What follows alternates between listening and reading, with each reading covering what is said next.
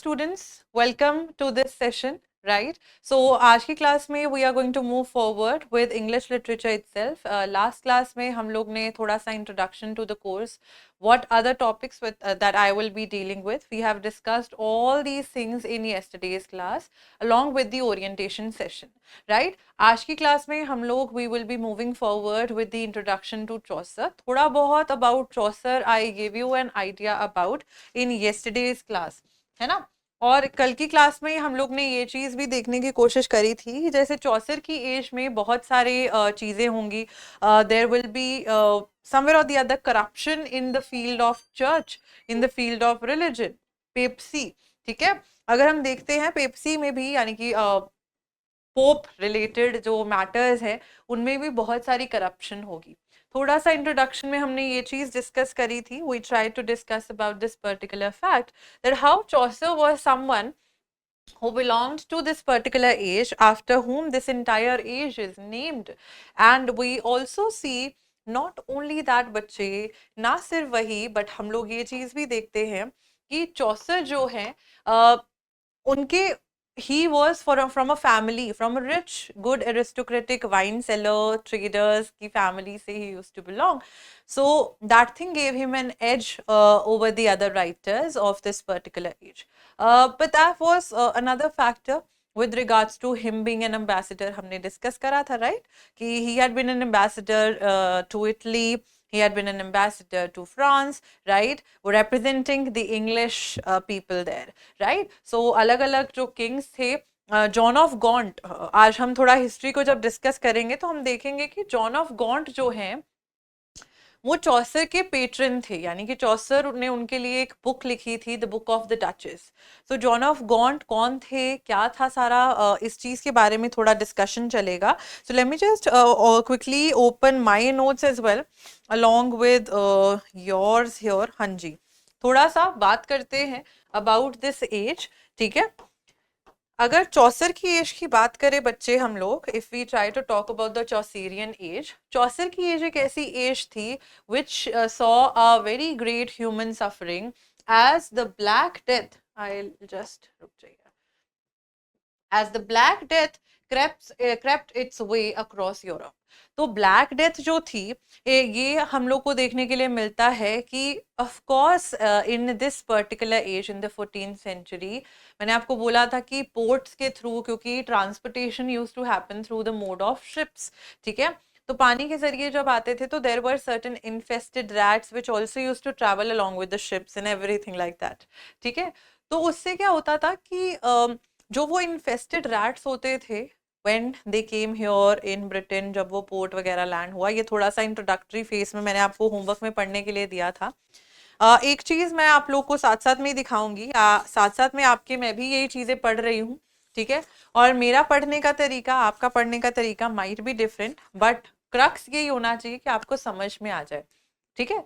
तो चौसर की एज में हमें ये देखने के लिए मिलता है कि बुबोनिक प्लेग आता है, और एक बार नहीं आएगा, ये 3-4 सीरीज में बुबोनिक प्लेग आएगा which would decimate the population, the British population as well as अगर हम यूरोप की बात करें, यूरोप की पॉपुलेशन भी बहुत कम हो जाती है with regards to this plague being spread. ये एपिडेमिक की तरह फैल जाता है, पॉपुलेशन कम हो जाती है, right. So all these things happen here and eventually even after all these things were happening we see the rise of Chaucer. एक वीडियो है जो I would want to show you all here someday, ठीक है। उसमें ऐसा होता था जब ब्लैक डेथ फैली थी हम लोग ने कोविड के टाइम पे कैसे मास्क पहने थे, N95 या नॉर्मल सर्जिकल मास्क वगैरह पहन के हम लोग निकलते थे, then we use to dispose of those mask, है ना। चौसर की एज की अगर मैं बात करूं, late me just see if I can find that particular thing in here.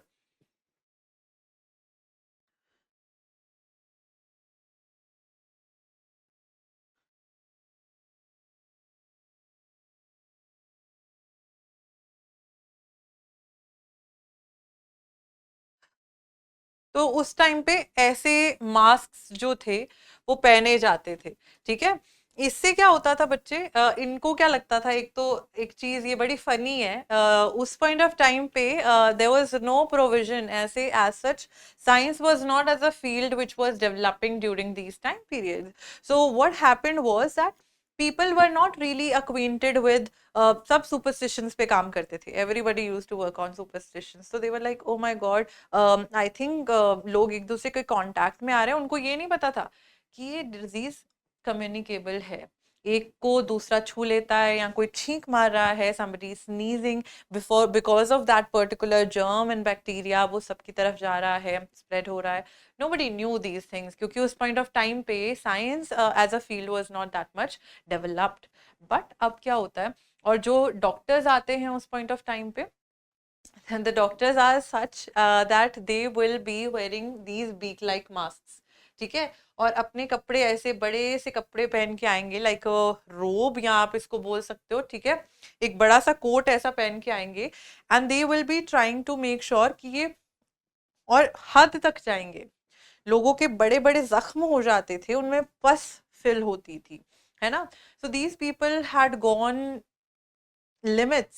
They had gone to so many limits that they were opening those wounds, है ना, या पस प्रॉपरली निकाल रहे थे. लोगों के अंदर वो हीट का कुछ डाल देते थे, like hot something, use to put it there. ठीक है, so people use to die out of fever, people use to die because of these experiments being done on them, है ना. So what eventually happened, these people thought that it is because of a certain sort of a smell around Europe. कोई smell यानी कि हवा में bacteria है, may be इनको लगा कि हवा से ये चीज फैल रही है. नोबडी न्यू ये कम्युनिकेबल है. ठीक है, सो हवा से ये चीज फैल रही है, तो डॉक्टर्स ने, जो फिजिशियंस उस टाइम पे होते थे, उन्होंने ऐसे बीक लाइक स्ट्रक्चर्स जैसी ड्रेसेस एक्सेट्रा अपने आप में पहनने लग गए.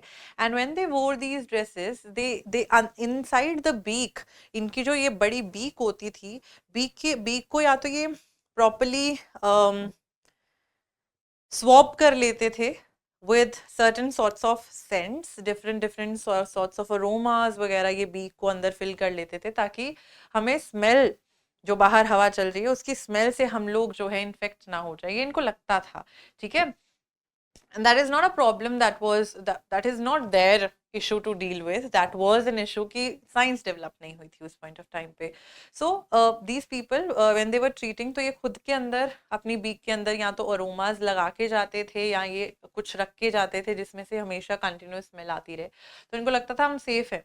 These people used to think that they are safe enough if they are going to move forward like that, right? But much to their surprise, things turned, and of course बहुत सारी population जो थी वो Britain की, Europe की कम हो गई. ठीक है, इसी ब्यूबोनिक प्लेग के चलते हुए हम लोग को ये चीजें देखने के लिए मिलती हैं. It decimated Britain's population, which left the survivors in a new world, one in which the power of the church had taken a seismic shift. तो अगर चर्च की पावर की बात करें बच्चे, अगर हम चर्च की पावर की बात करें, तो चौसर जो हैं अपनी इस पर्टिकुलर कैंटरबरी टेल्स में, ही will be making sure that he is somewhere or the other trying to present these hypocrisies, this corruption that is there in the church, right? क्योंकि हमें जो चौसर की प्रोलोग है, प्रोलोग में जो monk को ये डिस्क्राइब करेंगे, and not just the monk बच्चे, not just the monk but the other characters as well. Just give me a moment, just give me a moment.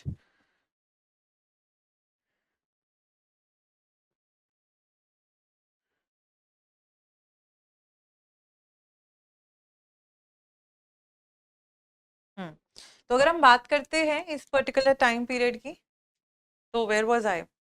हाँ, तो अपने अलग अलग कैरेक्टर्स के साथ में चौसर जो हैं, he will try to define, he will try to present a real picture of the England during those times. He will give us a picture. यहाँ पे मंक की एक पिक्चर आएगी, हमें मंक की स्टोरी, मंक के बारे में बताया जाएगा.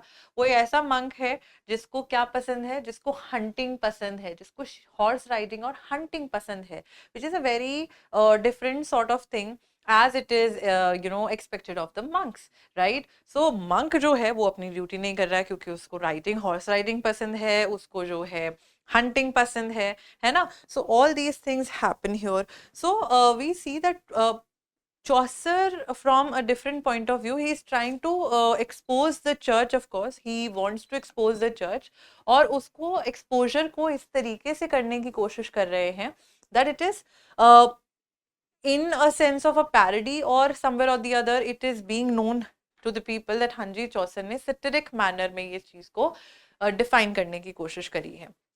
तो अगर हम चर्च की बात करते हैं, इस पॉइंट ऑफ टाइम पे चर्च जो था वो बहुत हद तक करप्ट हो चुका था, ठीक है, बहुत हद तक corruption was also there. Now coming to the bubonic plague, I told you bubonic plague जो था ये एक तो 1348 में मेजर आया. अगर हम बात करते हैं पहली दफा तो 1348 में आया. I told you there will be series of bubonic plague के टाइम 1348, 62, 67, 70.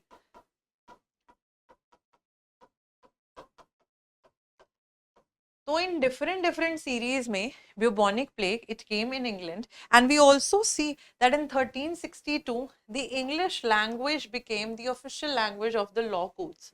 ठीक है, 1362 में ये कुछ important factors हैं, जो dates mark कर रही हूँ, years mark कर रही हूँ, उन lines को please लिखते जाइएगा.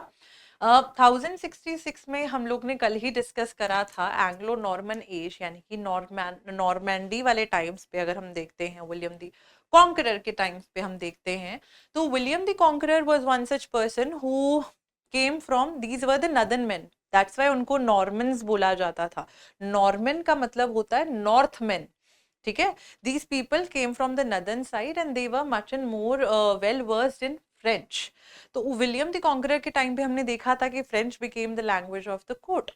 French was the language of the court, right. लेकिन यहाँ पे अब किंग्स चेंज होंगे तो इंग्लिश जो है वो इंग्लिश लैंग्वेज बन जाएगी ऑफ द लॉ कोर्ट्स. फिलहाल के लिए लॉ कोर्ट्स की जो लैंग्वेज लीगैलिटीज के लिए जो है वो English. So we see the language which was majorly spoken by the common people. याद है ना, हमने कल करा था, ये कल ही तो करा था ये चीज हम लोग ने, कि विलियम द कॉन्करर के टाइम पे French was spoken by the kings and the aristocracy, Latin was spoken by the church people, these clergymen, and English was spoken by the common people during this particular time period. लेकिन हम अब ये seismic shift की ही बात कर रहे हैं, तो हमें देखने के लिए मिल रहा है कि हाँ जी बिल्कुल जो चीज़ें चेंज हो रही हैं उसमें हमें इंग्लिश एक इम्पॉर्टेंस प्लेस गेन करती हुई from a common language coming to a language of importance. I already told you even in yesterday's lecture that how these people used to pronounce words, and accents were different.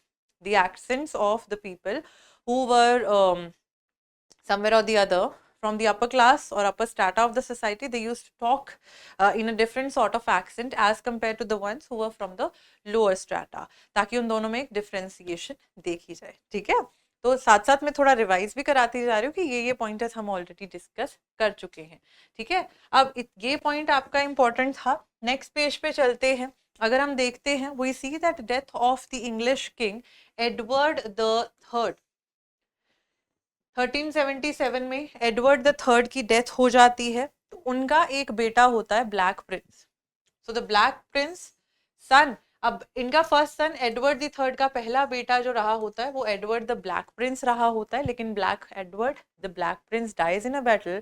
So Edward the Black Prince के बेटे Richard the second ये एक king बनते हैं. And oh my God the kind of king that he becomes, he is a बच्चा जिसको throne पे बिठा दिया गया है. He does not know, he is a very unstable sort of a king, right. So we will not know. अब Edward the Third के पापा एडवर्ड द सेकंड रहे होंगे. थोड़ा सा स्टोरी इनके बारे में भी बताऊंगी आपको जब अभी हम लोग थोड़ा मोनार्क्स को डिस्कस करेंगे in the upcoming slides in here, right. And जो ब्लैक प्रिंस की बात कर रहे हैं, एडवर्ड द ब्लैक प्रिंस, उनके 3 भाई और थे. जॉन ऑफ गॉन्ट थे, एक एडमंड थे और एक थॉमस थे. ठीक है, तो इन तीनों में से किसी और भाई को नहीं बनाया, बल्कि एडवर्ड द ब्लैक प्रिंस के बेटे रिचर्ड द सेकंड को 9 साल के बच्चे को किंग बना दिया गया. ठीक है, now he is a very cruel sort of a ruler. Cruel तो है ही है, इनकॉम्पिटेंट भी है. हमें ये चीज देखने के लिए मिलेगी। और इससे अगला इंपॉर्टेंट डेट है सन 1380, जहां पे हम पहली बार first translation of Bible by John Wycliffe देखते हैं। Very important date, very very important date, note it down.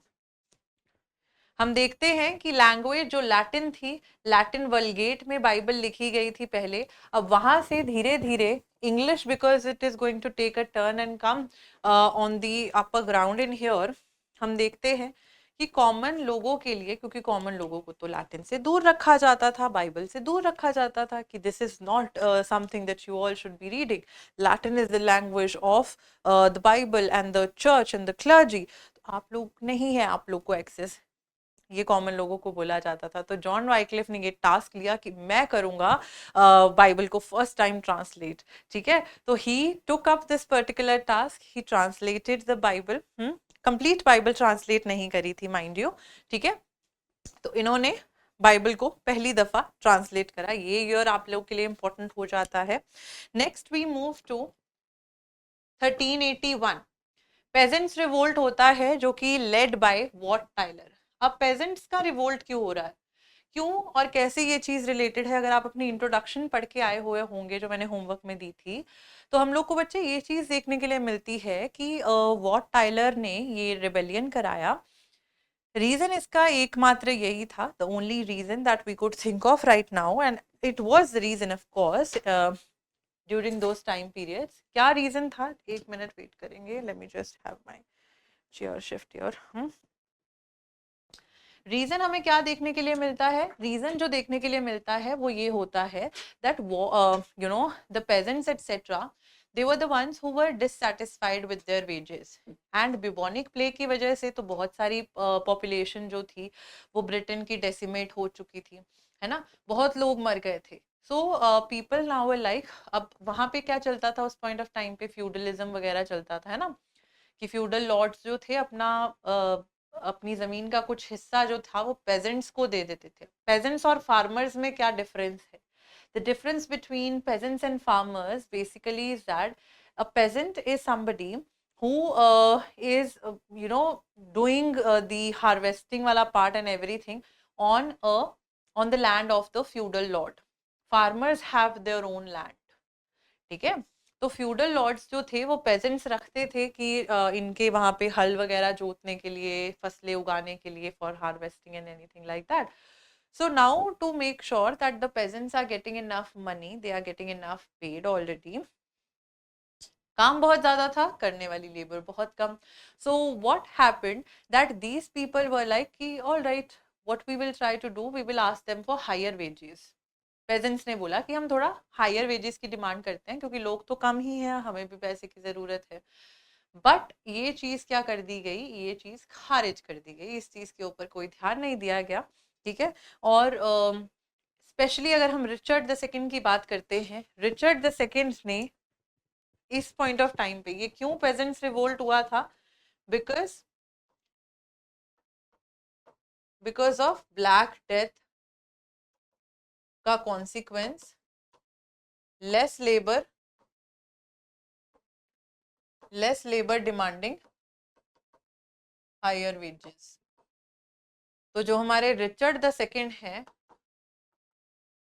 9 साल का बच्चा जो किंग बना है, Richard the Second, he got Tyler killed, उन्होंने वॉट टाइलर को मरवा दिया था, ठीक है। शायद ऐसा भी कहा जाता है कि वॉट टाइलर को मरवा के उनका जो सर है, जैसे गेम ऑफ थ्रोन्स में हम देखते हैं हमारा फेवरेट कैरेक्टर, जिनको हम पहले एक दो एपिसोड में ही सोच लेते हैं that he is going to be the king, ठीक है, of the Game of Thrones, but eventually it does not happen, right. So what happens here is, उसी तरीके से उनका सर धड़ से अलग करके जो है, as a some sort of, क्या कहते हैं, presentation to the other people, वो लगा दिया जाता है कि तुम्हारा भी यही हाल होगा अगर तुम लोग ने मुझे मेरे अगेंस्ट जाने की कोशिश करी तो, ठीक है।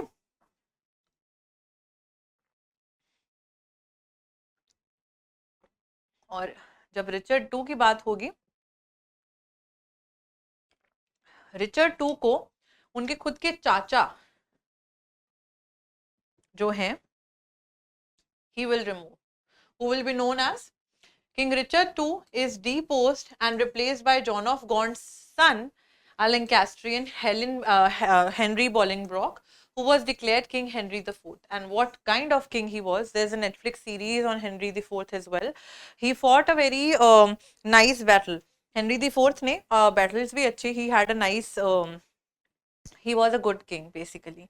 ठीक है, तो रिचर्ड द सेकंड रिमूव कर दिए जाएंगे हेनरी द फोर्थ के थ्रू, जो कि जॉन ऑफ गॉन्ट के बेटे होंगे. थोड़ा बताऊंगी आपको, डरना नहीं है, घबराना नहीं है इस चीज के रिलेटेड. तो labourers they were demanding high wages, उस चीज को नकार दिया गया. वॉट टाइलर को किल कर दिया गया. रिबेलियन, ये जो पेजेंट्स रिवोल्ट था, it was not something which could succeed. So it was unsuccessful, an unsuccessful sort of an event that was there. ठीक है. देन 1415 में बैटल ऑफ एजनकोट होती है. यही बैटल ऑफ एजनकोट की मैं बात कर रही थी. ये बैटल ऑफ एजनकोट एक बहुत ही लाजवाब, it was a very beautiful sort of fight that was between English people and of course we see it. ये battle of Agincourt was between French and the English people, क्योंकि 100 years war जो है, ये चीज please ध्यान रखिएगा, 100 years war जो है, यहाँ आगे हम लोग आने वाली उसमें आप लोग ने आंचल के साथ वॉर्स ऑफ द रोजेज, वो रोजेज एटसेट्रा को डिस्कस करा होगा. ये 100 years वॉर जो है बच्चे, इट इज नॉट 100 साल तक चलने वाली जंग. No, it is not that sort of a war. Rather, it's a series of small battles or battles that were being fought. So battle of Agincourt की अगर हम बात करते हैं, English people, they had their lineages back to the French population. ठीक है, और French crown के साथ इनकी थोड़ी lineage जो है वो heredity कहें हम, इनकी property कहें, ancestry कहें, it is somewhere or the other connected. So the English wanted to get hold of the French lands as well, but the French did not want that to happen. French को तो नहीं चाहिए ना कि English लोग आके इनसे इनकी जो जगह है वो ले लें. तो बैटल ऑफ एजनकोट एक ऐसी बैटल हुई थी, and like I have a video of the same again, right. So by the end of the class थोड़ा सा देखेंगे अगर टाइम बचा तो. What happens here is that battle of Agincourt जब फ्रांस और इंग्लैंड के बीच में होती है, तो French people had a very very large army. ठीक है, और बड़ा ही ऐसा था. हेनरी दी फोर्थ, यही जो हेनरी बॉलिनब्रोक है ना, हेनरी दी फोर्थ ही जो थे, he was leading this particular battle. और बिल्कुल ऐसा लग रहा था कि ये जीत नहीं पाएंगे, क्योंकि जो फ्रेंच आर्मी थी वो तो काफ़ी बड़ी और स्ट्रेटेजिकली काम कर रही थी. और on the other hand, and it had a very long बो मैन थे, जो दूर दूर तक निशाना लगा के जो थे वो चीज़ें कर सकते थे. But we see that the English army was somewhere or the other very strong enough and moving on with the groups में थोड़ा चल चल के ये जो थे आगे टुकड़ियों में बढ़ रहे थे. ठीक है, तो फ्रेंच पॉपुलेशन के ऊपर बैटल ऑफ एजनकोट में, एक बैटल में इंग्लिश पीपल, बैटल ऑफ एजनकोट में इंग्लिश दे वन. ठीक है, 100 year wars एटसेट्रा. तो 1415 एजनकोट की बैटल के लिए इंपॉर्टेंट माना जाता है. Then we have 1422-23 again an important year.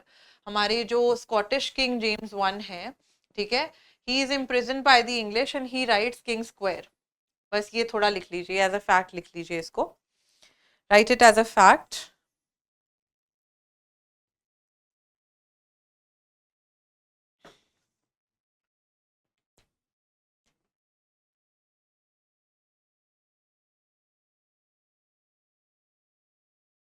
I so want to talk to you guys, but there is some sort of updation with the tablet going on, as I told you.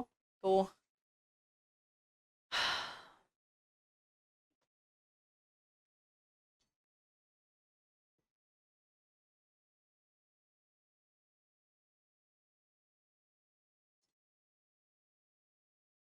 ठीक है, चलिए moving forward. This year is important. 1440 invention of printing in Europe. Please make sure पढ़ें अच्छे से. Europe की बात कर रही है, यूरोप में इन्वेंशन ऑफ प्रिंटिंग हो जाती है, राइट. एंड ये इन्वेंशन ऑफ प्रिंटिंग ही जो है, इट इज समवेयर और द अदर मेकिंग श्योर कि आगे आने वाली चीज़ें जो है, क्योंकि पहले कैसे लिखी जाती थी, पहले मैन्यूस्क्रिप्ट फॉर्म में होती थी, है ना. मैन्यूस्क्रिप्ट फॉर्म में होती थी चीज़ें, तो ऑफ कोर्स ऐसा होता था कि बहुत लेबर लगती थी.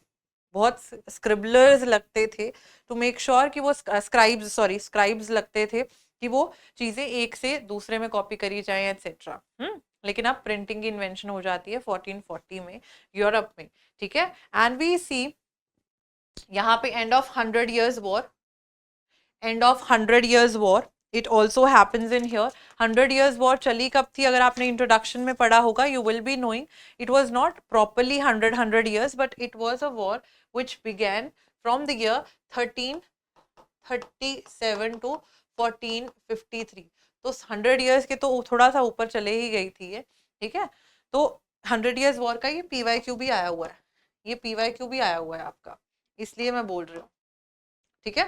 Then moving forward we see war of Roses begin हो जाती है 1455 में, ठीक है। अब वॉर ऑफ द रोजेस जो है इस पॉइंट ऑफ टाइम पे दो हाउसेस के बीच में है, house of the royal house of Lancaster which is represented by the red rose and the house of York the white rose, ठीक है। इस पॉइंट ऑफ टाइम पे पहली बार जो है लैंकास्टर डिनेस्टी की बात होती है।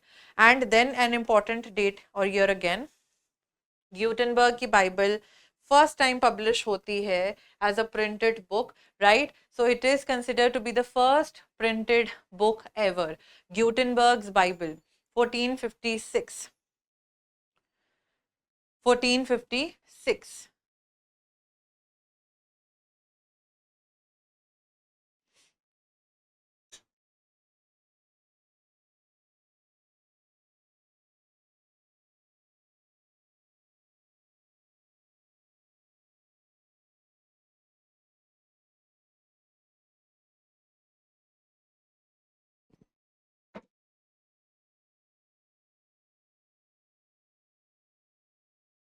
Then we have 1476 as an important date.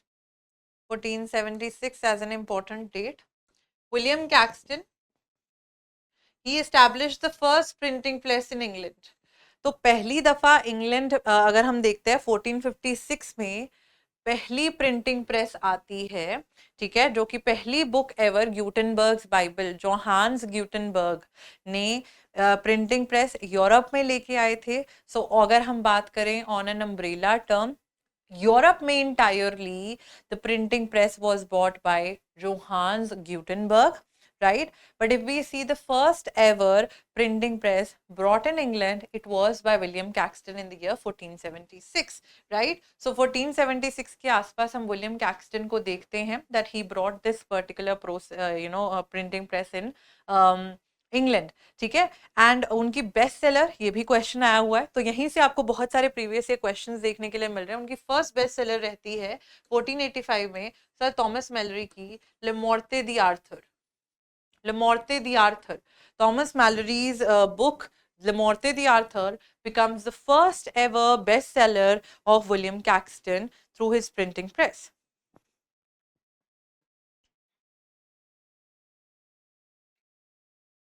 ठीक है। So that is all that we were supposed to do with regards to the history of this particular age.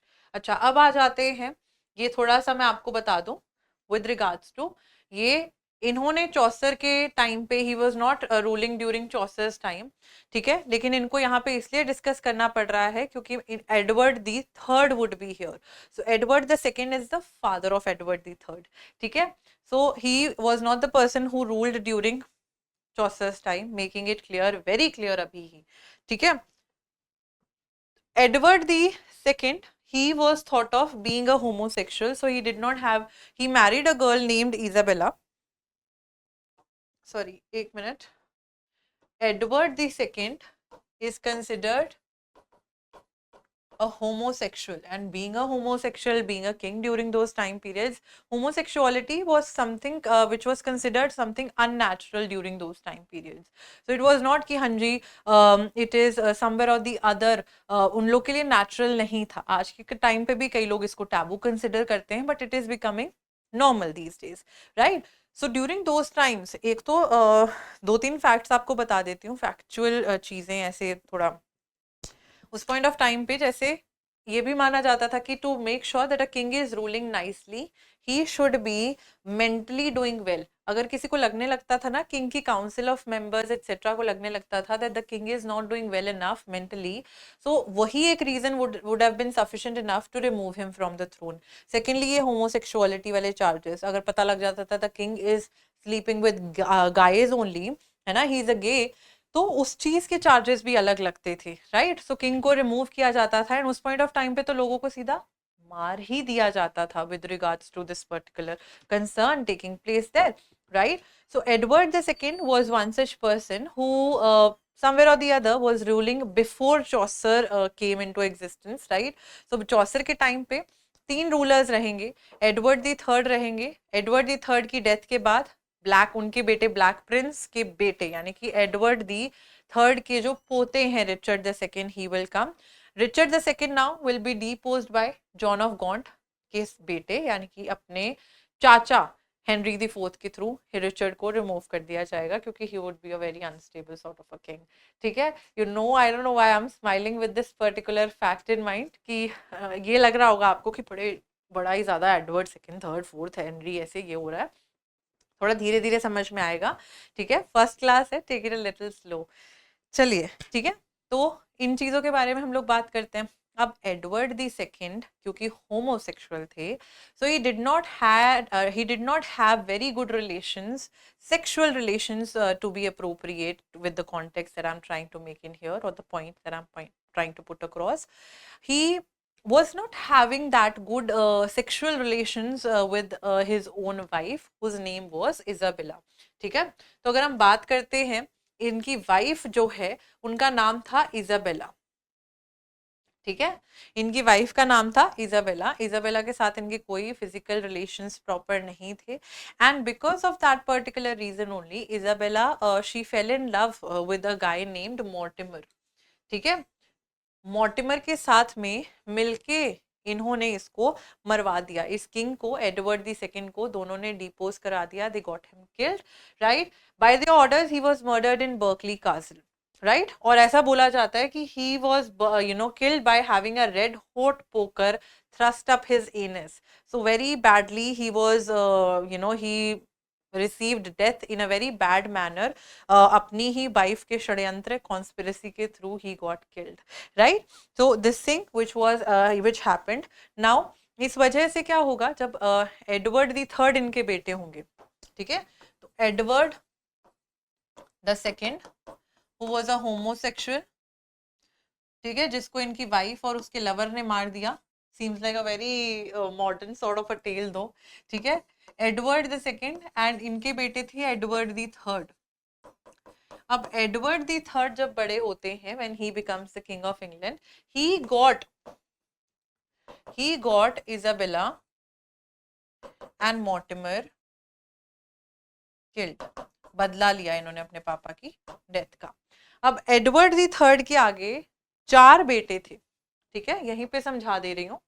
Edward the Third के आगे 4 बेटे थे, एक बेटा था इनका एडवर्ड द ब्लैक प्रिंस, सबसे बड़ा बेटा एडवर्ड इनके नाम से ही था, लेकिन उनको सेकंड थर्ड कुछ नहीं बोला गया, द ब्लैक प्रिंस बोला जाता था। He was a very good warrior, ठीक है, Edward the Black Prince. Then we had John of Gaunt, then we had John of Gaunt, who was the Duke of Lancaster,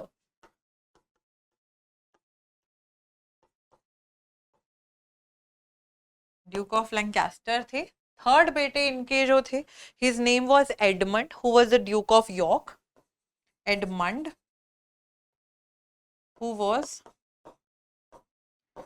the Duke of York, and the fourth one being Thomas, who was the Duke of Gloucester, ठीक है। Thomas who was the Duke of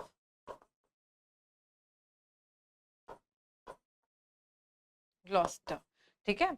तो ये इनके 4 बेटे थे। अब Edward the Black Prince, इनके मरने के बाद एडवर्ड द ब्लैक प्रिंस को मारने की बात कर रही हूँ, थ्रोन पे रखने की बात करी, लेकिन he already he dies in the battle, ठीक है। So Edward the Black Prince, had a son named Richard II, who becomes the king 9 years का, ठीक है, 9 years old, 9 years old ये किंग बन जाता है। तो अपने दादा का पोता जो है वो किंग बन जाता है, अपने बाकी बच्चों को कोई चांस नहीं मिलता है, उनके बाकी बच्चों को कोई चांस नहीं मिलता है कि तुम लोग किंग बन सको, because of other things etcetera, right. So now John of Gaunt का एक बेटा होगा, who would be known as Henry Bolingbroke, जिनको हेनरी दी फोर्थ कहा जाता है, ठीक है। He will be in exile, ये एग्जाइल में होंगे, ठीक है। And he will be in an exile in France, जब रिचर्ड द सेकंड रूल करने आएंगे तो जॉन ऑफ गॉन्ट ना अपने बच्चे को बचाने के लिए उसको फ्रांस में भेज देंगे।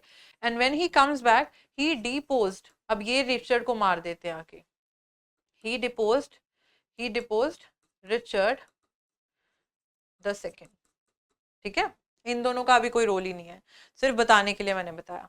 सो this is how the things were happening around here and there. तो अगर हम चौसर की बात करते हैं, चौसर के टाइम पे, चौसर ने अपने टाइम की अगर हम बात करते हैं, चौसर के टाइम पे एडवर्ड द थर्ड थे, चौसर के टाइम पे रिचर्ड द सेकंड थे, चौसर के टाइम पे हेनरी द फोर्थ थे। यानी कि चौसर एक इकलौता, he is the only writer in whose age we see that he lived during the reign of 3 rulers. तो ये एक पॉइंट बनाएं, चौसर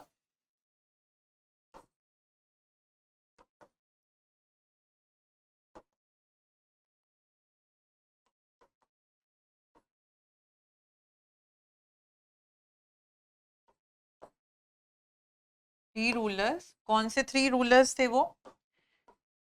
Edward the third, Richard the second and Henry the fourth, ठीक है, नोट करें, this is an important point.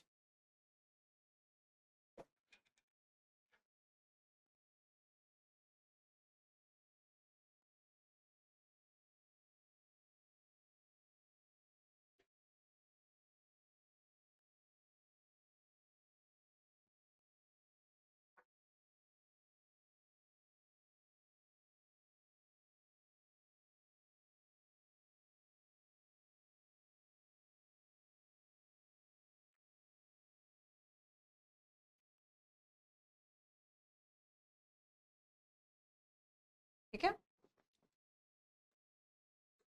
Edward the third, मैंने आपको बताया कि इन्होंने, अगर ये ब्लैक डेथ के टाइम पे थे एंड ही गॉट अपनी मदर एंड उनके लवर को इन्होंने मरवा दिया था, ठीक है, एडवर्ड द थर्ड ने। फिर रिचर्ड दी सेकंड आते हैं, अनजस्ट एंड फेथलेस था, इन्होंने वॉट टाइलर को किल करवाया था, he got Wat Tyler killed, ठीक है, who was the head of the peasants revolt. He was an unbalanced after the death of इनकी वाइफ थी, ठीक है, एन ऑफ बोहेमिया, उनकी डेथ के बाद में he had gone completely insane and mad, right? So उस वजह से भी हेनरी बॉलिंगब्रॉक को एक मौका मिला कि he could just attain the throne. So he comes back, he is the son of John of Gaunt, who would be John of Gaunt कौन थे? John of Gaunt was the patron of Chaucer. चौसर इनके लिए, इनकी बीवी की death पे एक book लिखेंगे, the book of the Duchess और द डेथ ऑफ ब्लॉन्श नाम से भी जाना जाता है उसको, ठीक है। I today by today itself, आज शाम तक I will get the handouts of the age of Chaucer uploaded, जिसमें आपका जनरल प्रोलॉग होगा, क्योंकि उसको आप पढ़ेंगे खुद से। जनरल प्रोलॉग कैसे पढ़ना है थोड़ा सा आज मैं आप लोगों को बता दूंगी, once we are done with the history of Chaucer थोड़ा सा, ठीक है। So he returned from exile in France and he deposed Richard the Second. This is only thing that you want to know majorly. ठीक है? Henry the Fourth died exhausted, probably of leprosy at the age of 45. ठीक है? At the age of 45.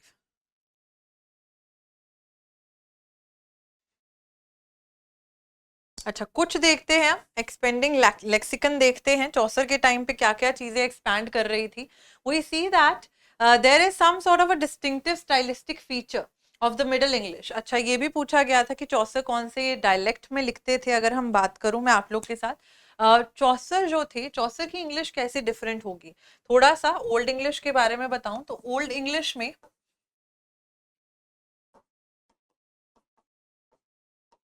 बॉर्नहॉस बोला जाता था, ठीक है। बॉर्नहॉस किसको बोला जाता था, any idea, any one of you? Bone house. Then we have God's beacon,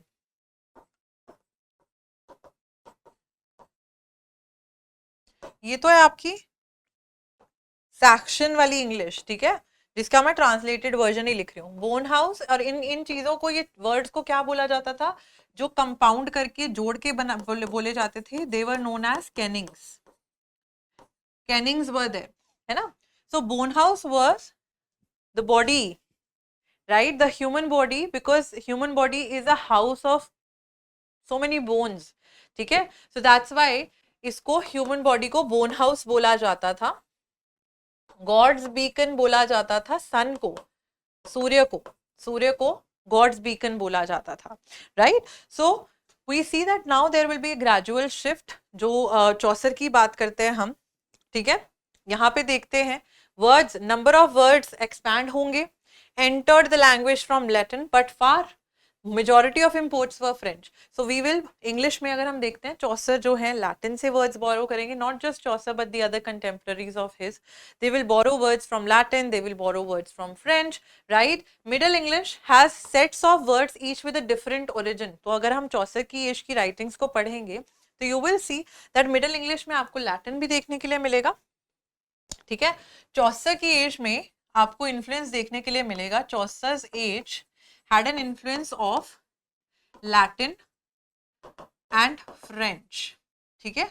और ये भी पूछा था कि चौसर कौन से डायलेक्ट में खुद लिखते थे, तो चौसर की बात करें, चौसर का जो डायलेक्ट था that was east Midland dialect.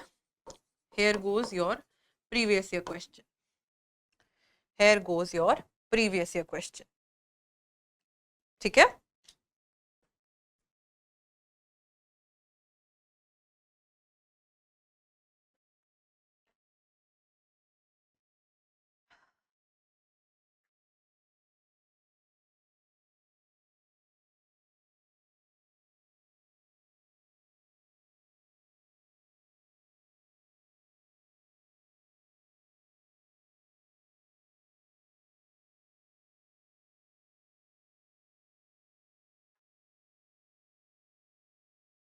ठीक है, आगे चलते हैं। तो इसी वजह से हमें देखने के लिए मिलता है, जो चीजें ओल्ड इंग्लिश में बोली जाती हैं, जैसे कि ओल्ड इंग्लिश में बोला जाता था आस्क, उसका थोड़ा सा फ्रेंच वर्ड है like this question, and Latin word थोड़ा ज्यादा फॉर्मल हो जाता है, interrogate, kingly, royal, regal, holy, sacred, consecrated, fire, flame, conflagration, clothes, attire, house, mansion, domicile. So you will see that the words that are written here in the Latin sphere, Latin वाले words ज़्यादा embellished हैं, ज़्यादा modern modern कह रही हूँ, ज़्यादा embellished हैं, ज़्यादा formal है, right? The Latin words are more embellished and formal. On the other hand अगर हम फ्रेंच वर्ड्स की बात करते हैं, तो हमारे जो फ्रेंच वर्ड्स हैं, फ्रेंच वर्ड्स कौन से हैं हमारे, फ्रेंच वर्ड्स हमें थोड़ा सिंपल देखने के लिए मिल रहा है, ठीक है, ठीक है। फ्रेंच वर्ड्स ज्यादातर लिटरेरी होते थे in function, more literary in their function, alright.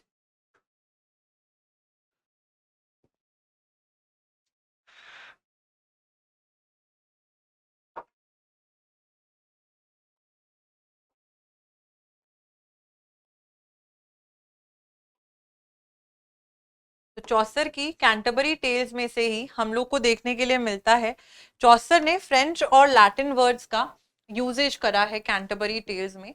हम देखते हैं यहाँ पे, we see here, lady thy bounty, thy magnificence, thy virtue and thy great humility, there may no tongue express in no science, right, ना ही कोई science express कर सकती है, ना कोई जुबान से बताया जा सकता है कि आपकी वर्च्यू क्या है, आपकी ग्रेट ह्यूमिलिटी की क्वालिटी कैसी है, right. So he is praising here. अगर हम देखते हैं, वी सी हियर ऑल्सो चौसे के टाइम पे द ग्रेट वाउल शिफ्ट भी आया था. द ग्रेट वाउल शिफ्ट का क्या मतलब था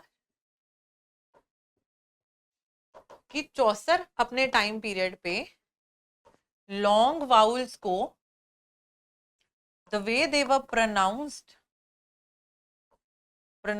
and written in the same way. ठीक है, तो जैसे यहाँ पे देखोगे आप दाई बाउंटी, ठीक है, तो हम बोलते हैं तो हम ऐसे ही बोलते हैं ना दाई बाउंटी, राइट. सो वो ई जो है वो थोड़ा सा लंबा है sound, right. So the way it was spoken, the same way it was being written when it compares to writing down the vowel sounds, right. So that was a great vowel shift. अगर question आए कि great vowel shift किसके time पे हुआ था, it happened during the time of Chaucer, right. It happened during the time of Chaucer. और homework में आपको मैंने दिया था सोशियो पॉलिटिकल एस्पेक्ट एक्सेट्रा पढ़ने के लिए. अगर हम सोशियो पॉलिटिकल एस्पेक्ट की बात करते हैं, राइट, मूविंग फॉरवर्ड थोड़ा सा,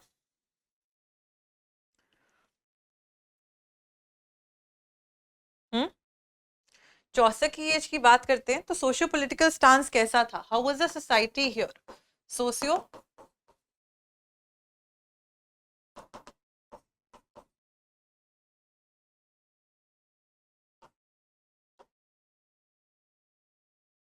थोड़ा सोशियो पॉलिटिकल स्टांस की अगर हम थोड़ा देखते हैं तो सोशियो पॉलिटिकल स्टांस में हमें अलग अलग चीजें देखने के लिए मिलेंगी.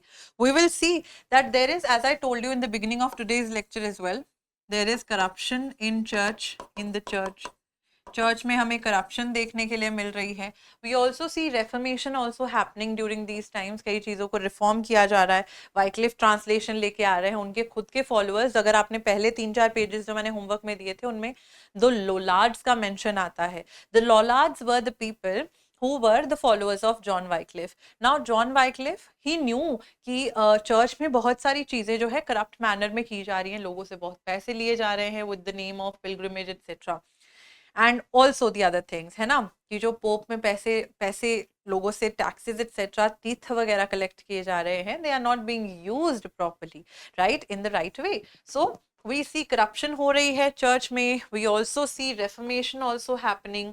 रेफर्मेशन का इंस्टेंस आप कैसे लिखोगे, रेफर्मेशन के इंस्टेंस में हमें देखने के लिए मिलते हैं बाइबल की ट्रांसलेशन, बाइबल की ट्रांसलेशन देखने के लिए मिलती है हमें. हमें फॉलोअर्स मिलते हैं the Lollards who are the followers of Wycliffe, ठीक है, उनको देखने के लिए मिलता है. एंड यहाँ पे तो हम देख ही रहे हैं कि pope and Roman Catholic church जो है थोड़ा रंग बदल रही है, रूप बदल रही है, ठीक है. Then we also see the third pointer, humanism आ रहा है. इंसान इंपॉर्टेंट आ रहा है, ह्यूमन एट द सेंटर. पहले क्या था, religion at the centre was there, ठीक है. So humanism is coming here which is making human beings as very important और एज द सेंटर ह्यूमंस को माना जा रहा है कि ये बहुत इंपॉर्टेंट, ह्यूमंस इंपॉर्टेंट होते हैं, ठीक है, whatever they say etc. And fourth stance हमें जो देखने के लिए मिलता है वो डेथ्स देखने के लिए मिल रही है, हद की डेथ्स देखने के लिए मिल रही है. ब्लैक डेथ के थ्रू देखने के लिए मिल रही है, रिवोल्ट के थ्रू देखने के लिए मिल रही है. Death through the Black death की वजह से, और the pageants revolt, right, because of the peasants revolt as well. So these things were happening here. सबसे ज़्यादा आप हमेशा देखेंगे in each and every age we will see one और द अदर जॉनर और जॉनरा. हर एक जॉनरा जो है, हर एक कोई ना कोई एज में एक एक डोमिनेंट जॉनरा रहेगा. जैसे चौसर की एज में हमें देखने के लिए मिल रहा है कि कौन सा जॉनरा आ जाता है वापस. चौसर की एज में ज़्यादातर पोइट्री डोमिनेंट रहती है. Poetry is one such which remains dominant, ठीक है. एंड चौसर के कंटेम्प्रेरीज, चाहे हम जॉन गावर की बात करें या विलियम लैंगलैंड की बात करें, they will also be writing pieces of poetry as well, ठीक है. अगर हम चौसर की बात करें और लैंगलैंड की बात करें, अगर हम मॉरल गावर, जॉन गावर की बात करें, so we see them also writing poetry, ठीक है। विलियम लैंगलैंड, जॉन गावर की बात करें, और थोड़ा बहुत हमें प्रोज भी देखने के लिए मिल रहा है, जैसे थॉमस मैलरी की जो बेस्ट सेलर रही है ना, विलियम कैक्सटन की बेस्ट सेलर कौन सी बुक थी? मैलरीज मॉर्टे दी Arthur, which is what? Which is Caxton's bestseller. Caxton's bestseller 1485, ठीक है। तो ये हमें थोड़ा सा प्रोज दिख रहा है, लेकिन ज्यादा germination, seed of germination is majorly from the poetry part, right, from the poetry part. ऐसा भी कहा जाता है कि अगर चौसर ने, अगर हम देखते हैं कि कोई नॉवेल्स एंड ड्रामाज नहीं थे ड्यूरिंग दिस पर्टिकुलर एज, क्योंकि हमें सैमुअल जॉनसन बोल रही हूँ, सैमुअल रिचर्डसन अगर हम बात करते हैं उनके टाइम पे, हमें थोड़ा सा Pamela is the first drama that is written in English, ठीक है।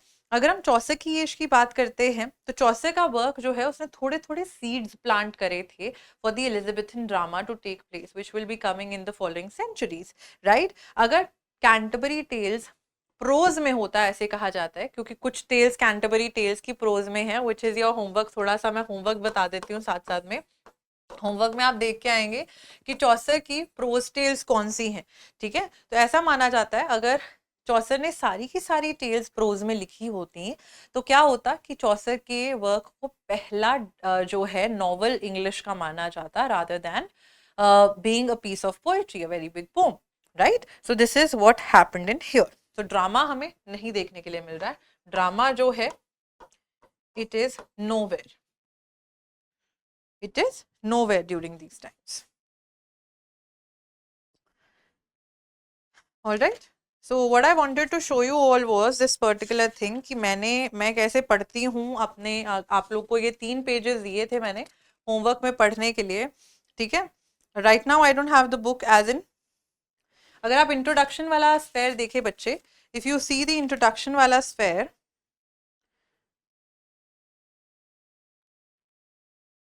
Socio political and religious aspects on page number 19 ही है शायद, यहाँ पे जैसे मैंने पॉइंटर्स बना दिए हैं। 1 पॉइंटर क्या था, चैलेंज क्या था, ठीक है, पेपल अथॉरिटी या चर्च का। सेकंड 100 ईयर्स वॉर चल रही थी। थर्ड, इंग्लैंड में बहुत सारे अपराइजिंग्स हो रहे थे, जैसे कि हम लोग को क्या देखने के लिए मिलता है, we see that there is peasants revolt हो रहा है, बहुत ब्लैक डेथ्स हो रही हैं, right? So you are not supposed to underline each and everything, rather you are supposed to make sure that जितना भी आप underline कर रहे हो उतना important वाला कर रहे हो। जैसे अभी मैं वाइक्लिफ को ये पॉइंटर दिया हुआ था आपके पेज नंबर 20 पे ही, that Wycliffe was the Lollards opposed certain practices of the church। तो लॉलार्ड मूवमेंट के साथ मैंने एरो बना के लिखा है ना। Second, church was plagued by corruption, extravagance and materialism. Then monks, friars, partners had deviated from their pious and holy lives, bringing disrepute to the church। ये इंपॉर्टेंट पॉइंटर है। एंड जॉन वाइक्लिफ को morning star of Renaissance बोला जाता है, ठीक है। तो इस तरीके से पढ़ने की कोशिश करनी है चीज़ों को, rather than just making sure that you are learning और reading things so on so forth, ठीक है। और भी जैसे लिटरेरी बैकग्राउंड में मैंने पॉइंटर्स बनाए हैं 1 2 3। स्टैंडर्डाइजेशन हो रही है, इंग्लिश ऑफिशियल लैंग्वेज बन जाएगी, मोर रियलिस्टिक फॉर्म्स आ जाएंगे, ठीक है। Poetry, revival of the alliterative form.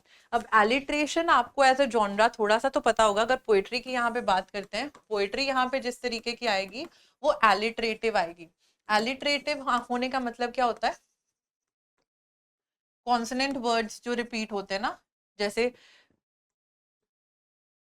She sells sea shells on the sea shore वाला जो हम देखते हैं, है ना, चंदू के चाचा ने चंदू की चाची को, च च च का साउंड।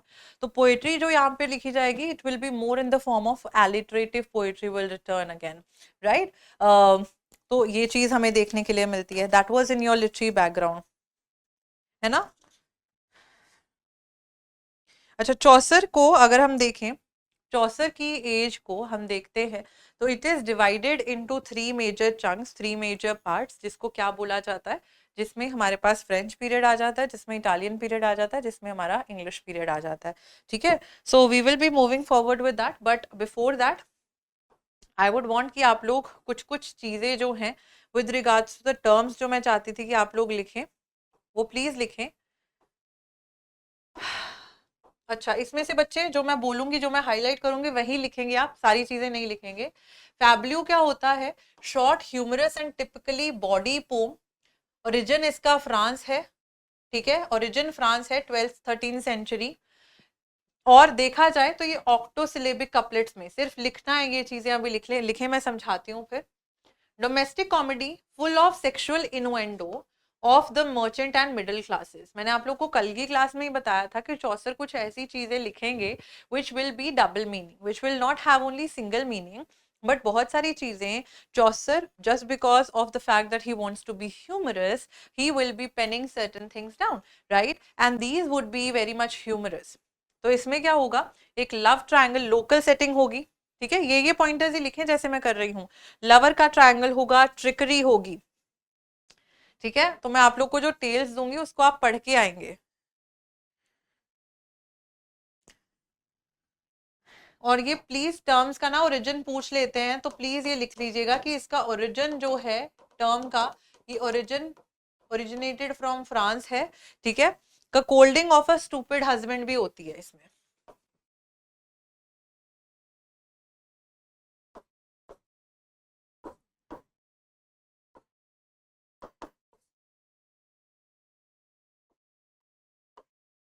का कोल्डिंग ऑफ अ स्टूपिड हस्बैंड।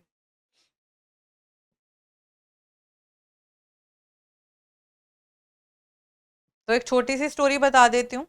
4 लोगों की स्टोरी है। निकोलस है, ठीक है, एलिसन है, जॉन है, एलिसन का हस्बैंड, और एब्सलम है, ठीक है।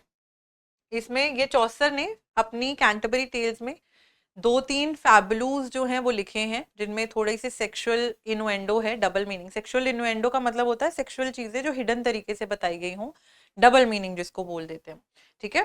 सो यहाँ पे हमें देखने के लिए मिलता है, कौन सी टेल्स में हमें देखने के लिए मिलती हैं, एग्जाम्पल्स है हमारे पास। एग्जाम्पल्स में हमारे पास है the Miller's tale, we have the Miller's tale, right, and we have the Reeve's tale. अब मिलर और रीव शिपमेंट की टेल भी है, मर्चेंट की टेल भी है, समनर की टेल भी है। अच्छा, मिलर और रीव के बारे में बता देती हूँ। मिलर जो है, मिलर इज समवन जो कि चक्की पीसता है, ठीक है, मिलर उनको ही बोला जाता है। और रीव्स होते थे carpenters during those time period. तो मिलर अपनी स्टोरी बताएगा किसी कारपेंटर के अगेंस्ट, ठीक है, और फिर कारपेंटर यानी कि रीव को आ जाएगा गुस्सा, he will be so agitated, then he in turn after the miller is done telling his story, he will now stand and he will say that I am going to tell you a story about a miller who was whose wife slept with somebody else, right? So दोनों की आपस में थोड़ी बहस हो जाती है और एक दूसरे को ही वो एक दूसरे के ऊपर तंज कस जाते हैं, ठीक है। तो एक दूसरे के खिलाफ ही स्टोरी सुना जाते हैं। So how the stories are there, इन स्टोरीज को आप पढ़ेंगे, होमवर्क में पढ़ेंगे, ठीक है, खुद ही पढ़िएगा, खुद ही पढ़ने में मजा आएगा। Read this Miller's tale, Reeve's tale, दोनों इनको आप होमवर्क में, मैं साथ साथ में लिखती जाती हूँ। कहाँ गया आपका होमवर्क वाला पेज, ठीक है, ये रहा। होमवर्क में आप देख के आएंगे कि प्रोज टेल्स कौन सी हैं। यू विल रीड, वैसे तो आपको कल के लिए सारा होमवर्क मैं जनरल प्रोलॉग ही देने वाली हूँ। जनरल प्रोलॉग को सब लोग पढ़ के आएंगे, ठीक है। And after reading more about the general prologue, you will make sure that you are reading about the tales. किसकी? मिलर की टेल पढ़ेंगे और रीव की टेल पढ़ेंगे, ठीक है। दोनों की टेल्स पढ़ के आएंगे और हंसेंगे खुद से, ठीक है। You will laugh for sure, ठीक है, that what happened. Then we have the second term after फैब्लू।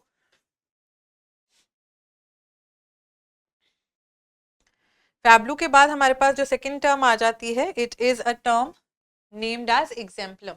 नाम से ही पता चल रहा है, it is a Latin word for example, it is Latin for example, right, Latin for example. तो ये कोई छोटी स्टोरी होती है, कोई छोटी सी एनेक्डोट होती है आप लोग की खुद ही कोई कहानी वगैरह, जिसमें एक पॉइंट डिमॉन्स्ट्रेट किया जाता है, ठीक है, तो I tell you the story here. There is a pardoner की टेल है चौसर की इसमें. ठीक है, एक मिनट लिख लीजिए फिर मैं बताती हूँ. पार्डनर एक टेल सुनाता है चौसर के टाइम पे कि तीन जो फ्रेंड्स होते हैं, they are the ones who are in search of death. ठीक है, और डेथ को पर्सोनिफाई करा हुआ है. चौसर की Canterbury Tales on YouTube are a very fabulous thing to watch. So तीन दोस्त हैं. Three of them are drunk. They are sitting in a bar and एक आसपास से लोग गुजर के जाते हैं, तो ये तीनों उठ के चल देते हैं कि let's just try to find death. Right, so there comes an old man. पूरा रैग्स वगैरह में होता है, तो ये पूछते हैं कि where where can we find death. तो वो ओल्ड मैन कहता है you can find death under that particular tree. तो वो तीनों जाते हैं ढूंढने के लिए. They are like drunk and everything. They are like we are going to kill death. And death as not the concept of death, वो हमें लेटर ऑन समझ में आएगी कि as a concept of death ही समझाया गया है, लेकिन इनको लगता है कि death is the name of a person. They like we are going to kill death today. Right, so they were like that. ठीक है, तो ये तीनों जाते हैं. They go under that particular tree and what they C there is lots of gold.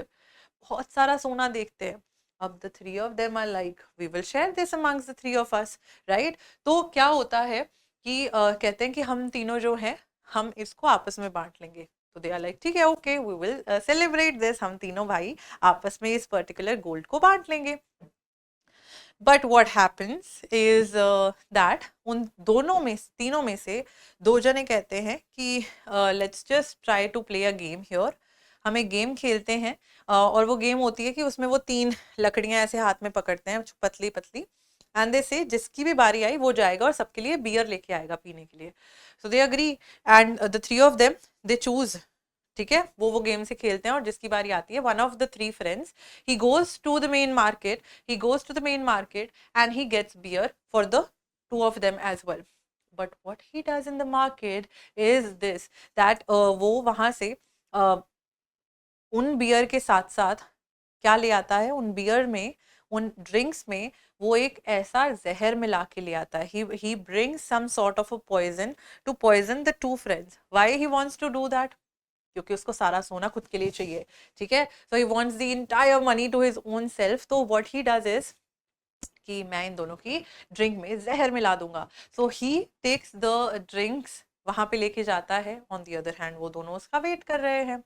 वो दोनों उसके पीछे से they both of the ones जो कि वहां पे वेट कर रहे हैं, they are like let's just kill him. The third share would be again divided amongst the two of us.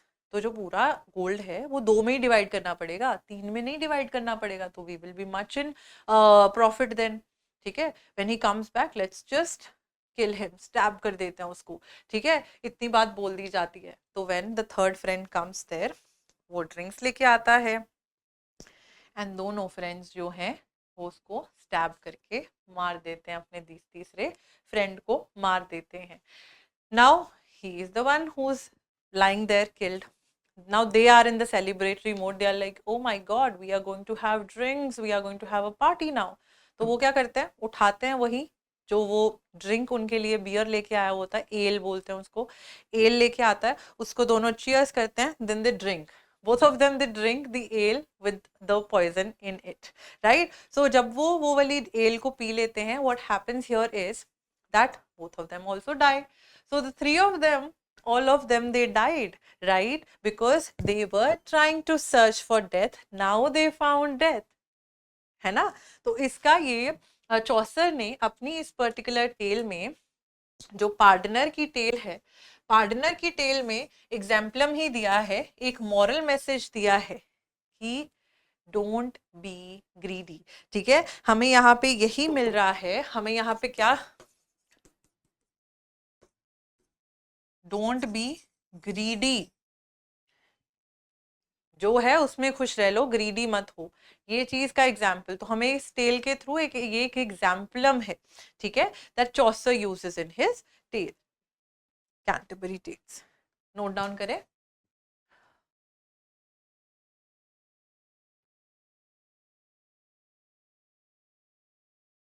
So greed is the root of all evil is the moral example. ठीक है। Next term आ जाती है हमारी which is known as a palinode. Again पहले मुझे highlight करने देंगे, वही चीज आप लिखेंगे। पैलिनोड क्या होती है? एक ओड। ओड क्या होती है? Any piece of poetry which is address to someone. ठीक है। तो palinode is a song that retracts और recants what the poet wrote in a previous poem. तो ऐसा हुआ था कि चौसर ने अपनी ट्रॉयलस एंड क्रिसीड की अगर हम बात करते हैं, ठीक है, जॉफ्री चौसर ने इंग्लिश लिटरेचर में legend of good women as a palinode लिखा था। तो इन्होंने क्या करा था? इन्होंने फॉल्स क्रिसीड क्रिएट करी थी अपने ट्रॉयलस एंड क्रिसीड नाम की पोम में। बेसिकली क्रिसीड नाम की लड़की जो थी, ट्रॉयलस एंड क्रिसीड में इन्होंने क्रिसीड को एक नेगेटिव वुमन की तरह पोर्ट्रे करा था। So the women of his age, the women specially the queens etcetera of his age, they were not really liking how women were projected, how women were portrayed, especially Cresside as a woman was portrayed in the poem Troilus and Cresside. So Chaucer ने इस चीज की माफी मांगने के लिए ही wrote another book which came to be known as the legend of good women. And in the legend of good women उन्होंने माफी मांगी थी कि मैंने जैसे क्रिसीड, तो उन्होंने 9 औरतों के ऊपर 9 लेजेंड्स लिखे थे, legend of Cleopatra, legend of other women as well. तो ही नाउ रोट, यहाँ पे उन्होंने उनको थोड़ा डिसरिगार्ड करके दिखाया था, एक फॉल्स क्रिसीड की इमेज क्रिएट करी थी। In the legend of good women अगर हम देखते हैं, in the legend of good women, legend of good women में he try to make sure that whatever he has said in the previous poem Troilus and Criseyde, उस चीज के लिए वो माफी मांगे। And he wrote a very very beautiful poem then later on which was also unfinished. ये इनकी unfinished रह जाएगी, लेकिन हाँ जी, ही wrote this particular poem.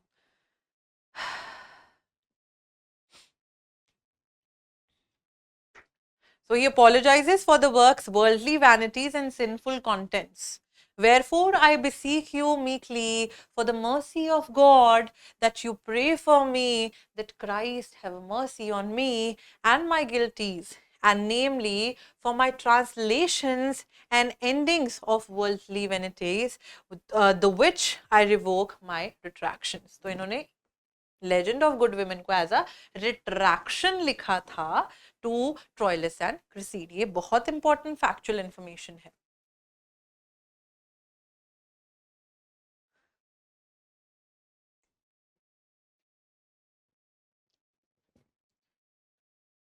Please note down.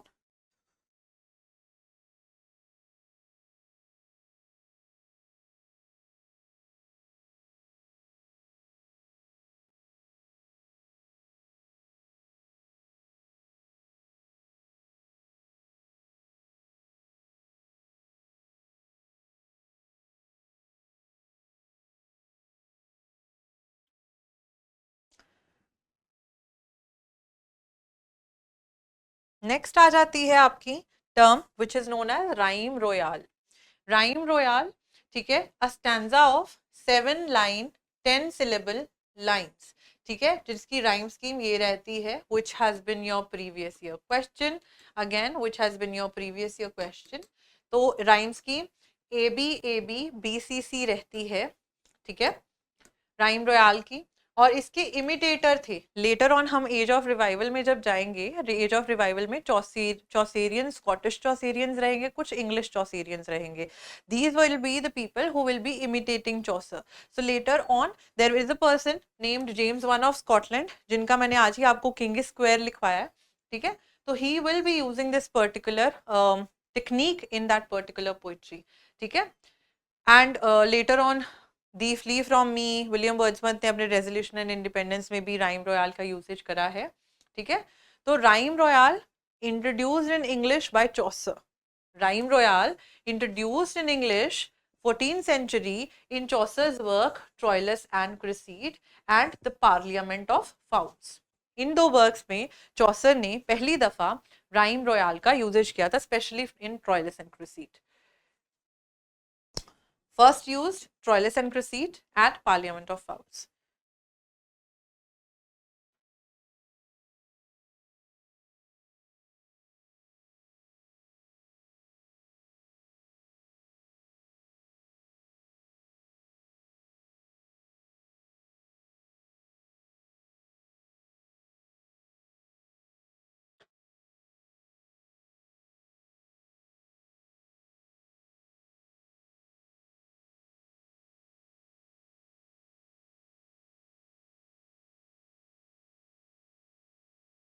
And last term बच जाती है हमारी हेरोइक कपलेट।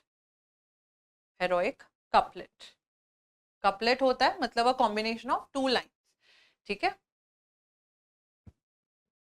जिसमें सारी पोम का सार आ जाता है सब टाइम, जब आप सोनेट में यूज करते हो तो। लेकिन चौसर तो सोनेट में यूज नहीं करेंगे, so he will be using two two, he will be coupling two two lines जिनकी एंड राइम जो है, एंड के दो शब्द है वो राइम कर रहे होंगे। जैसे एक लाइन में आ गया बेल, दूसरी में आ गया टेल, तो bell and tale are rhyming with one another, तो उनको हेरोइक कपलेट बोला जाता था।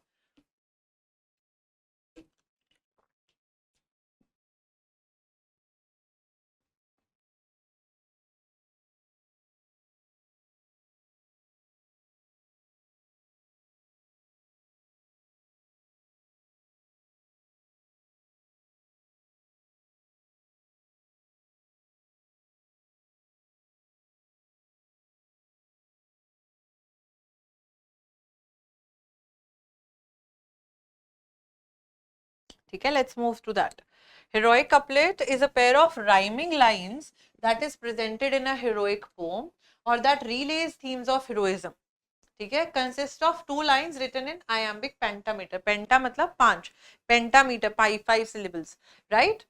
Follow a simple A end rhyme, end rhyme यानी कि पिछली लाइन। पहले एक बार देख लेते हैं हेरोइक कपलेट किस तरीके से, एंड राइम किसको बोल रही हूँ, लाइफ और फाइव, ये दोनों आपस में राइम कर रहे हैं। She was a worthy woman all her life, husbands at church, doors she had five.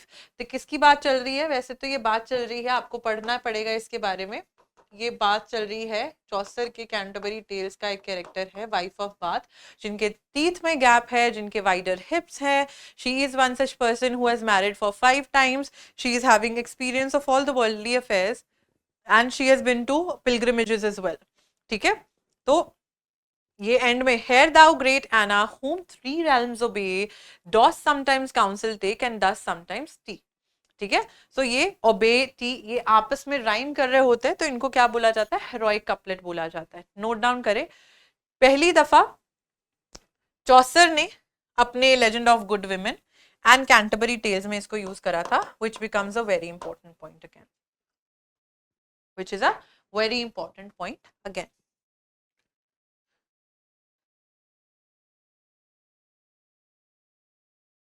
All right, और इसकी एक एग्जाम्पल ये वाली लिख लो, ये एज एन एग्जाम्पल लिख लो, और उसको एंड वाले वर्ड्स को, एंड राइम को ए को हाईलाइट कर लो, ये ए और ए राइम कर रहा है, लाइफ एंड फाइव।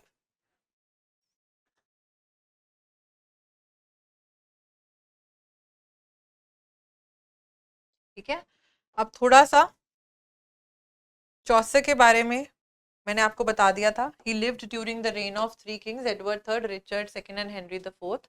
लंदन में ही वॉज बॉर्न, पेट्रन इनके जॉन ऑफ गॉन्ट थे। ये पॉइंट बहुत इंपॉर्टेंट है। He was the first poet to ever buried in, अभी पहली दफा जिनको बरी करा गया था in Westminster Abbey, poets corner, वहां पे it he became the first poet, which has been your previous year question. ये आपका बहुत पहले का प्रीवियस ईयर क्वेश्चन है। Who was the first author to be buried in the poet's corner in Westminster Abbey, it was Chaucer.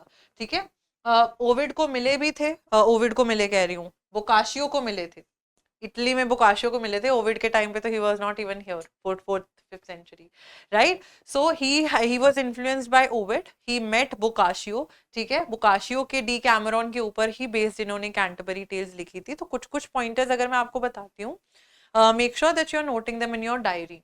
ठीक है, he is considered to be the father of English poetry, and ये 3 stages में इनके periods में works को divide कर दिया जाता है जो आपकी बुक में दिए हुए हैं। ठीक है, तो come on page number 22, come on page number 22, you will see page number 22। अगर हम चौसर के इटालियन पीरियड की बात करते हैं या फ्रेंच पीरियड की बात करते हैं, ठीक है, चौसर के फ्रेंच पीरियड की बात करते हैं तो फ्रेंच पीरियड में he wrote the book of the Duchess. So note down करें हम चीजें, first poet to be buried, ठीक है, एम्बेसडर की तरह गए थे। अच्छा, 3 पीरियड्स में इनके वर्क्स जो हैं उनको सिग्निफाई करके लिख लीजिए। 3 पीरियड्स में,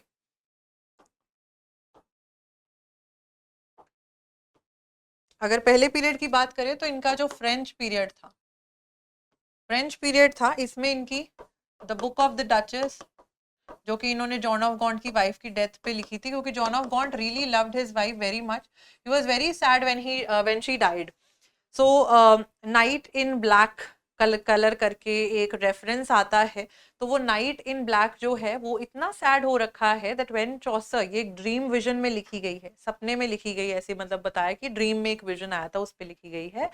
तो when Chaucer as a poet asks like what is bothering you my dear knight, so he says there was this lady who was fair lovely and white, वो मुझे अब नहीं मिल रही है, ठीक है। so he is mourning, and वो lady किसको रेफर कर रहे हैं, जॉन ऑफ गॉन्ट की वाइफ को। John of Gaunt is the knight and John of Gaunt की wife the fair white fair lady, ठीक है, हु वाज ब्लॉन्च, ठीक है। Book of the duchess which was also known by another name, the death of Blanche, ठीक है। Then we also have Roman de la रोज,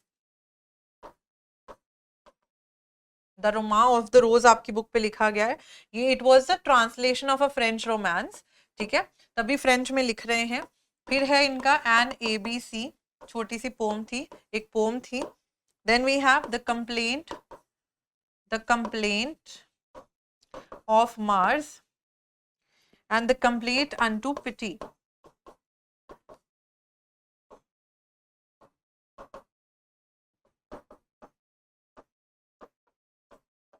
तो spellings उधर इस time पे ऐसे लिखे जाते थे, ठीक है, स्पेलिंग्स उस टाइम पे ऐसे लिखे जाते थे। Next up we have the second period. The second period was known as the Italian period. पढ़ा जा रहा है, इस पे वाइट से लिखता हूँ, known as the Italian period. Italian में इनके कौन से वर्क्स थे, इटालियन में ये he was influenced by Dante, Petrarch and Boccaccio, जिनकी डी कैमरॉन से ये वो लिखेंगे, ठीक है। तो इस टाइम पे इनके वर्क्स थे Anelida and Arcite. Second we have Parliament of fowls.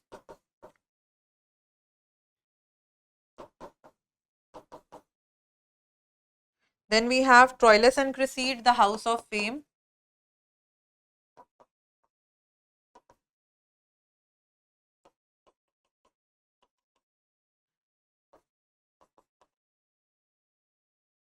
The House of Fame, The Legend of Good Women.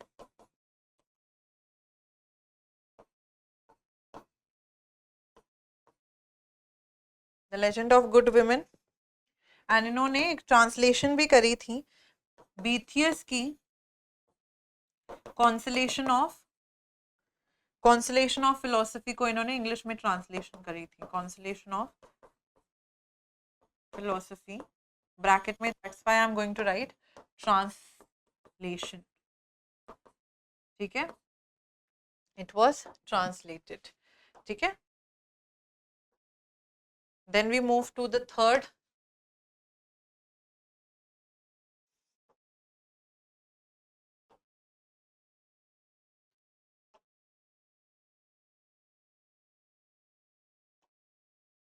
Third year जो इनका आ जाता है, third one we have is the English period, जिनमें he wrote a very famous work, the Canterbury Tales। अब इसके बारे में कुछ facts related to Canterbury tales, ठीक है, कुछ facts related to Canterbury tales. एक तो ये अनफिनिश्ड है, कंप्लीट नहीं हो पाई थी, चौसर पास्ड अवे, ठीक है। It was inspired by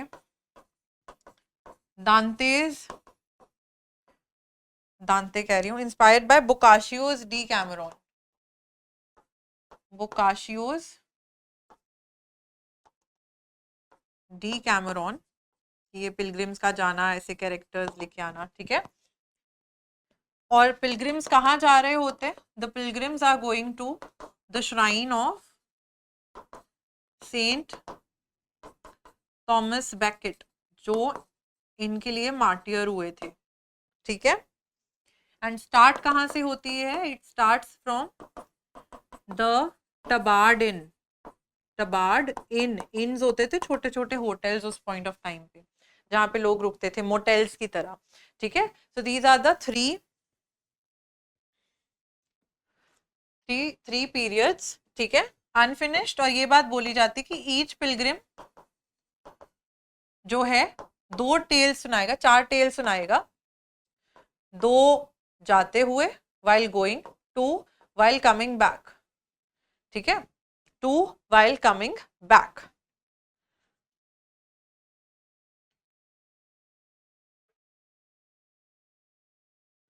So these are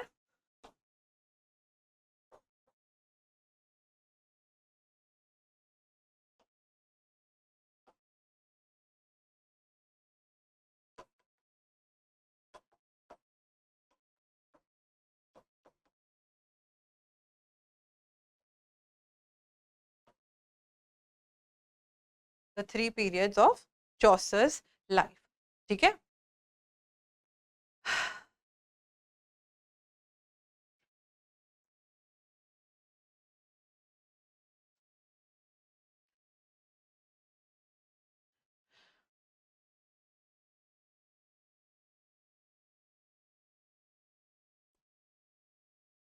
अब कुछ इनके बारे में what ever the critics have said about him, थोड़ा क्रिटिक्स वाला पॉइंट ऑफ व्यू लिख लेते हैं। कुछ क्रिटिक्स ने इनके बारे में क्या क्या बोला, जैसे नंबर 1, ये 2-3 बार आपके पेपर में आ चुका है, यूस्ताश डिशॉम ने, यूस्ताश डिशॉम कॉल्स हिम लेग्रेंड, लेग्रांड ट्रांसलेटर। ठीक है, which of course translates to the great translator। ठीक है, चौसर को ये चीज बोली गई है। नंबर 2, आर्नल्ड ने चौसर को क्या बोला है, the father of English poetry, Matthew Arnold, Victorian critic. ठीक है, और इनके बारे में क्या बोला है, चौसर नॉट ओनली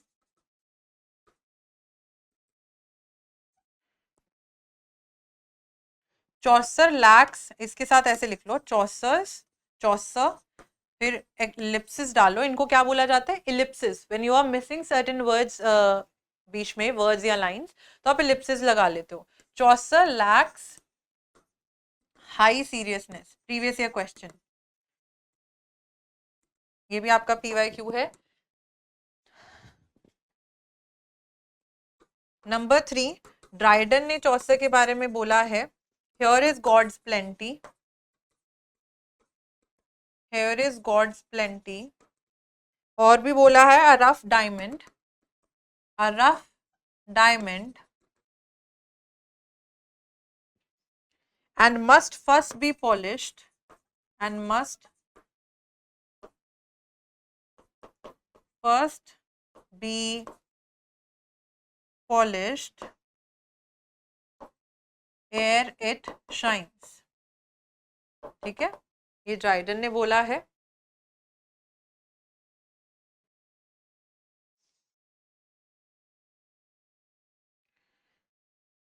स्पेंसर ने बोला है, एडमंड स्पेंसर ने चौसर के बारे में बोला है, चौसर इज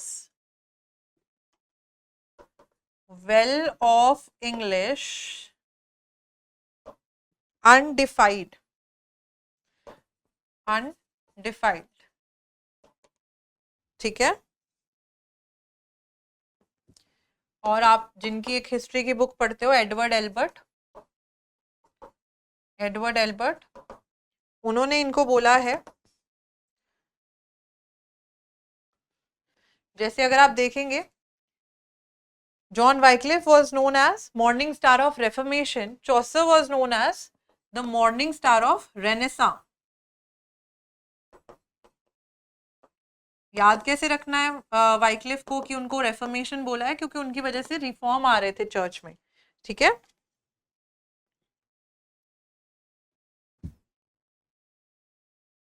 और एक लास्ट और वेरी फेमस है, लाउज ने बोला है इनके बारे में, that Chaucer found his native tongue a dialect. Chaucer found his native tongue a dialect and left it a language. क्योंकि ये ईस्ट मिडलैंड उसमें डायलेक्ट में बोलते थे ना, तो बाद में इंग्लिश को स्टैंडर्डाइज करके चले गए। तो बोला कि इन्होंने अपना फाइंड तो डायलेक्ट ही था, ठीक है, अपनी टंग को डायलेक्ट एक तरीके से ईस्ट मिडलैंड डायलेक्ट के तरीके से बोलते थे और उसकी लैंग्वेज बना के चले गए, that is English, the standard English that we all speak today, right. And with this we are done with today's lecture. अच्छा, होमवर्क में क्या करेंगे हम लोग?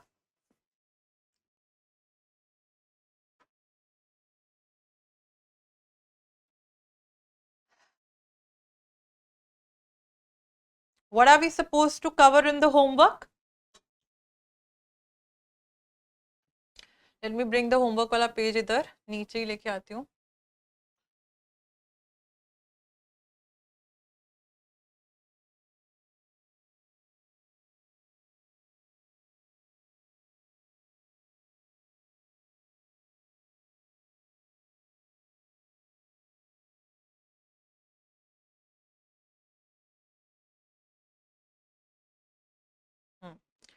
होमवर्क में आप लोग ये चीजें पढ़ के आएंगे, ठीक है। प्रोज टेल्स पढ़ेंगे, कौन सी है, जनरल प्रोलॉग पढ़ेंगे। और जनरल प्रोलॉग को कैसे पढ़ेंगे? You will read about the character के traits, character traits, what costumes are they wearing, their traits या क्वालिटीज, ठीक है। अंडरलाइन कर लेना, प्रिंट आउट प्लीज, मैं एक बहुत रिक्वेस्ट करूंगी आप लोग से, जो हैंडआउट्स आप लोग को मिले जाते हैं they are very well curated, बहुत मेहनत जाती है उनको क्यूरेट करने के लिए, बनाने के लिए इधर उधर से, तो प्लीज मेक श्योर करें कि आप उनको प्रिंट लेके अपने पास रख लें। प्रिंट करके when you are done with the British literature and all the handouts will be there, get them spiral bound in the age wise manner, पहले ब्रिट का, ठीक है। Character traits, qualities, customs, costume, sorry, उनके costumes के बारे में पढ़ेंगे। अगर उनकी कुछ हैबिट्स हैं, जैसे मैंने मंक के बारे में बताया था कि मंक की हैबिट है कि उसको घुड़सवारी करना और हंटिंग करना, he really likes hunting and riding horses, right. So why is that, why does he not want to, so all these things ये जनरल प्रोलॉग में आप लोग करके आएंगे। Also you will read page number, ये इनके French और Italian period को कवर कर लेना, जो आपके पेज नंबर 22 से 24 दिया हुआ है, ठीक है। फ्रेंच एंड इटालियन पीरियड, जो पेज नंबर 22 से 24, your page numbers might vary from mine, that's why I tell you the portions that you are supposed to read. So French and Italian period वाले works की summaries जो दी हुई हैं उनको पढ़ लीजिएगा एक बारी, which is given in your book, right? Canterbury Tales almost हम लोग का जो है वो आप लोग ज़्यादा करेंगे उसको, थोड़ी थोड़ी चीज़ें मैं बताती रहूँगी साथ में, कल इस चीज़ के बारे में और डिस्कशन करेंगे।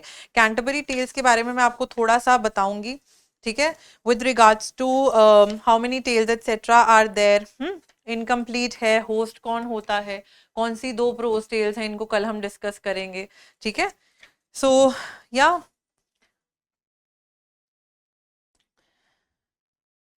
तो ये चीज़ें आप लोग जो हैं इनको कवर करके आइएगा please please. And when I am saying please, make sure that you are reading the handout that is there, highlight करके प्रिंट निकलवाना है, पढ़ के खुद हाईलाइट करना है, that is completely your discretion, ठीक है। सो या इसके बाद हम चौसर की कैंटरबरी टेल्स को कल डिस्कस करने के साथ साथ थोड़ा सा उनके कंटेम्प्रेरीज को डिस्कस करने की कोशिश करेंगे कि हमारा वो चीज़ हो जाए। Then we'll give one class to the previous year questions related to your Chaucer की age. That's why I am saying please make sure that you are reading the summaries. मैं तो इनफैक्ट ये भी कहूँगी कि इनके जो ये 3 हैं इनमें से मैं आपको मेजर मेजर वर्क्स बता देती हूँ, हो सके निकाल सकते हो टाइम तो प्लीज पढ़ो, प्लीज पढ़ो about little bit about the book of the duchess, हाँ, read about Parliament of Fowls, Troilus and Criseyde, House of Fame, legend of good women, कौन सी वो 9 विमेन है जिनके ऊपर लिखा गया है, कैंटरबरी टेल्स तो करना ही करना है। तो इन चीज़ों को छोड़िए मत। रोमान दे ला रोज की थोड़ी इंट्रोडक्शन जितनी बुक में दी है that is sufficient. Book of Duchess ये बुक में से कर लीजिए, इनके बारे में थोड़ा थोड़ा GradeSaver, SparkNotes et cetera से पढ़ लीजिए, कैंटरबरी तो डिटेल में करना ही करना है, ठीक है। सो आई see you guys tomorrow then, है ना। आई होप आज की क्लास फ्रूटफुल रही होगी। या so thank you, please do your homework, I see you tomorrow, thank you, have a good day.